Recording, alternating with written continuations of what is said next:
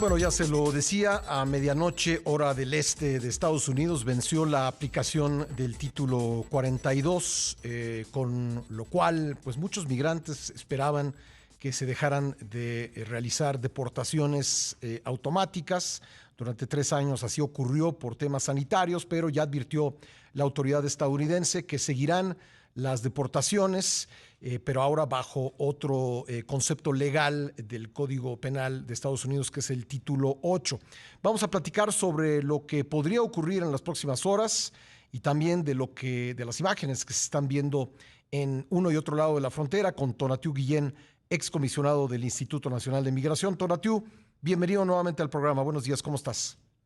Buenos días, Pascal. Gracias por invitarme. Encantado. Oye, pues hay una discrepancia en cuanto a las cifras de deportaciones durante este periodo. La autoridad estadounidense habla de más de 2 millones.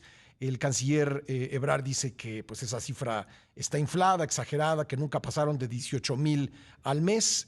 ¿Cuál es la realidad o cuál de estos dos puntos de vista es el correcto? El de la Policía Fronteriza de Estados Unidos, sin duda. La contabilidad mexicana nunca ha sido adecuada, sobre todo en este periodo del título 42. Ujú. Tuvimos retornos sin registro alguno, porque incluso se hacía a las personas caminar por los flujos normales de retorno peatonal Ujú. de norte a sur. Entonces, sí tenemos grandes números de retornos. Lo cierto, Pascal, es que esos retornos pueden ser también de la misma persona. Ujú. Claro, Como era una especie de puerta giratoria, sí. las personas podían intentarlo 2, 3 veces. Y supongo que incluye Entonces, mexicanos también, ¿no? sobre todo mexicanos. Ujú. Ese es otro gran cambio que tenemos en los últimos meses, exactamente a partir de abril del año 20. Ujú. Empezó un repunte del flujo de mexicanos y mexicanas a Estados Unidos de manera irregular, después de más de una década de que habíamos estado pues muy tranquilos en ese movimiento, incluso con saldos negativos. A partir de ese mes del 20 empezó a subir, y ahora al cierre de marzo somos el 42% del total del flujo, Sí. incluyendo solicitantes de refugio, que ese es el otro componente Ujú. importante, porque México eh, ahora también en estos últimos años, por crimen, violencia y control regional de bandas de muchas áreas del país, Ujú. especialmente Guerrero, Chiapas, Oaxaca, parte de Michoacán. Sin duda Michoacán es otro de los grandes espacios de desplazamientos. Buena parte de esas familias y comunidades terminan en las ciudades fronterizas intentando refugio. Entonces ese componente no es menor, y por ello, sumado el de refugio más el derivado de la situación económica y mercado laboral, pues somos el 42% exactamente en marzo. Y creo que vamos a seguir subiendo el ritmo próximamente. ¿Qué es lo que va a pasar a partir de ahora? Yo creo que han sido muy claras las autoridades estadounidenses en que la frontera no está abierta, pero vemos al mismo tiempo varios fenómenos. Una llegada muy importante de migrantes a nuestra frontera norte y también que muchos de ellos han decidido o decidieron en las últimas horas entregarse a la patrulla fronteriza esperando que eso se tradujera en la posibilidad de tramitar su asilo. ¿Cuál es la realidad? ¿Qué es lo que va a ocurrir o está ocurriendo a partir de la medianoche? Ya está ocurriendo. Es un proyecto muy grande, es complejo, tiene varios elementos, pero el principal objetivo es reducir al máximo a la frontera sur de Estados Unidos como espacio de recepción de solicitantes de asilo y como espacio para el cruce irregular por otros motivos. Ujú. Entonces, ese proyecto implicó pues, los cambios que acabamos de ver del título 8 reforzado, Ujú. y reforzado quiere decir que va a deportar a México de manera inmediata a las personas que arriben en esta condición irregular, lo cual, por cierto, México pues es socio imprescindible de ese mecanismo, si no, no ocurriera. Ujú. Entonces ahí México está muy condescendiente con este acto de deportación inmediata, con el registro que se haga de estas personas, porque el título 42 no registraba, simplemente Ujú. rebotaba a la gente, Ujú. y eso ya va a haber registro y susceptibles de penalizaciones. Ujú. Entonces el castigo es fuerte, y de tal manera que el área, la región, deje de ser ese lugar y se abren otras alternativas que pueden ser interesantes por su procedimiento y ojalá por su escala, que es la solicitud vía remota con esta aplicación CBP One, que va a mejorar, prometieron que va a mejorar y va a generar muchas más citas y va a Ujú. generar mucha más apertura a la gente que lo puede instrumentar. Y otro mecanismo que es también interesante y hay que ver la escala, que son los centros regionales de procesamiento, Ujú. en donde en Guatemala, en Colombia y en otros lugares que todavía no están anunciados, se podrá solicitar el asilo, Ujú. medidas de reunificación familiar que serían muy importantes en el contexto, Sí. y posiblemente, ojalá, mercado laboral. Si esto ocurre así, pues tendríamos este desplazamiento Ujú. de la frontera como ese espacio casi único o de arribos de estas características, A y otros, a se otros puntos. Sí, dispersaría. La estrategia es dispersar. de acuerdo. Y Te agradezco mucho a Tonatiu Guillén que me haya esperado en la línea para seguir esta conversación. Tonatiu, entonces nos dices que lo que busca la autoridad estadounidense es despresurizar su frontera sur, que se multipliquen los espacios donde los cuales los migrantes pueden solicitar el asilo. En cuanto a la aplicación CBP One, ha habido muchas quejas en los últimos días respecto de que no sirve muy bien, pero bueno, tú nos decías que pues inevitablemente tendrá que funcionar mejor y además habrá centros regionales desde los cuales los migrantes podrán hacer su solicitud, incluso antes de entrar en territorio mexicano. Por cierto, ¿habrá centros así en México o no está contemplado? no lo sé, Pascal, creo que sería bueno que hubiera, Ujú. especialmente en Tapachula Ujú. y en esa zona, pero ese es un tema todavía no abierto, solo está claro Guatemala, Colombia y otros más, que pueden ser muchos en América Latina.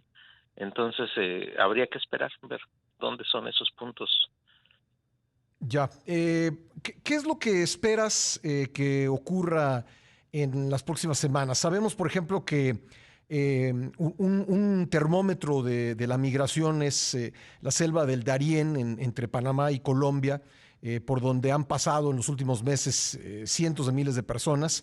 ¿Qué es lo que esperas que ocurra ahora con el vencimiento de este título 42 y pues con estos anuncios que hemos referido? En función de las nuevas estrategias, estas que acabamos de comentar, lo más probable es que exista reducción de flujos, Ujú. sobre todo si se instala ese centro regional en Colombia, haría un efecto de estas características. Los grandes flujos, los picos así importantes, los vimos en el segundo semestre del año pasado, Ujú. y ahí creció de manera increíble el flujo desde Venezuela, por ejemplo, de Colombia, de Perú y de Ecuador, y que son los que han persistido estos tres últimos, no tan grande como fue Colombia. Y luego el nicaragüense, que no lo teníamos en el norte de ese tamaño. Ujú. Hubo un momento, Pascal, en que en Nicaragua solo la nacionalidad nicaragüense superó a Honduras, El Salvador y Guatemala sumados. Entonces, de ese tamaño es el flujo que se brincó. Igual Cuba pasó algo parecido. Entonces, esos grandes números los vimos ya en el segundo semestre, y con las nuevas estrategias de regresarlos a México, de bloquear su llegada a la frontera de Estados Unidos y penalizar esa llegada, se redujo el volumen. Entonces creo que el efecto va a ser parecido. No creo que lleguemos nuevamente a los grandes números del año pasado, aunque no dejan de ser importantes. Ujú. Entonces hay que ver si las nuevas herramientas, de qué tamaño son, de qué escala van a estar atendiendo población de manera adecuada, no solamente recibir, sino resolver de manera adecuada, y sobre eso ya calcularemos en realidad cuánta gente se está quedando bloqueada o cuánta gente no va a tener ninguna posibilidad, a lo cual, Pascal, habría que agregar otro asunto importante, que México ojalá se sume como espacio de recepción franca y abierta Ujú. de latinoamericanos especialmente. Creo que México tendría ahí un rol importante que cubrir, como lo están haciendo otros países de América del Sur. Y en los arreglos que anda haciendo Estados Unidos se suma también Canadá y España. No está claro en qué escala con estos mecanismos nuevos, pero sí es interesante que exista otros países que pudieran también ser receptores, sobre todo de refugiados, que es el gran tema. El gran tema de estos tiempos son población con características de refugio. Dos últimas preguntas. Dice el New York Times que las deportaciones en las próximas semanas, meses, podrían llegar a 600,000. ¿Coincides? Pues sí puede haber un número cercano, porque por mes pueden ser arriba de 100,000, Ujú. 120, 140, 150,000, y si el pico sigue en ese tamaño, pues sí podemos calcular hacia el fin de año una cifra de esa escala, sin duda. Pero hay que ver que esas deportaciones, un número importante, van a ser hacia México. Sí. Y ahí es donde tenemos un problemón, porque no hay un programa dedicado a la atención, por lo menos de la urgencia de asistencia humanitaria, y tampoco de cobertura jurídica, de tal manera que esta población no tenga que estar escondiéndose ni siendo hostigada por ninguna autoridad. Ujú. Entonces, esas dos partes son lo mínimo que debiera tener el gobierno de México con esta población. Ahora, creí entender, entre las cosas que se anunciaron, que esos que serán deportados, más aquellos que están todavía al lado mexicano esperando cruzar o la oportunidad de entrar a Estados Unidos, serán conducidos por México a la frontera sur, ¿es correcto? A nuestra frontera sur. No solo eso, hay señalamientos en algunas declaraciones por ahí de Homeland Security, de que México podría repatriarlos. Ujú. Entonces, eso ojalá lo aclare el gobierno de México, porque lo que sí se está haciendo, y eso es obvio en estos días, es que a una cantidad importante de personas las están moviendo hasta el sur. Ujú. Entonces, O sea, eso es ya en este cierto. momento. En este momento ya está ocurriendo. Sí. Y lo que también es importante aclarar es esa filtración así de letras chiquitas Ujú. que dice que están regresando a estas nacionalidades de cubanos, venezolanos, nicaragüenses y haitianos, Mm.